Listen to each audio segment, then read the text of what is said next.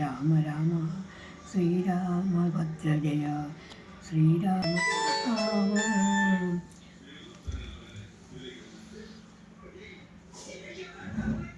Hello hello കൊച്ചേ, എന്നെ കൊച്ചേ പറ്റിയേ? ഹലോ കൊച്ചെന്തിനാ കരയണേ? മോളെ എന്നാടി വിഷമം നിനക്ക്? കുഞ്ഞേ എന്നാടി വിഷമം? എന്നെ വിഷമം ഉണ്ടെങ്കിലും പറ. അമ്മച്ചിയോട് പറയാനെ, അമ്മച്ചിയല്ലേ ഉള്ള കൊച്ചിനെ പറ.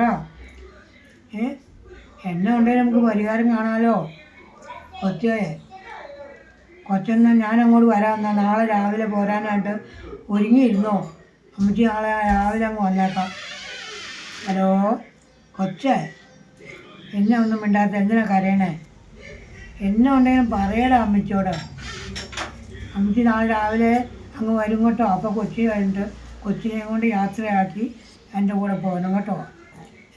അവിടെ കിടന്ന് അങ്ങനെ അനുഭവിക്കേണ്ട ആവശ്യമൊന്നുമില്ല.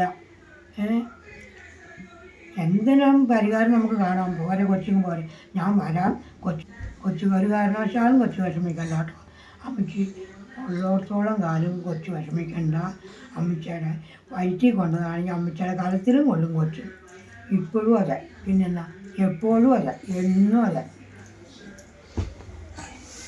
അമ്മച്ച ചെയ്യുന്നത്.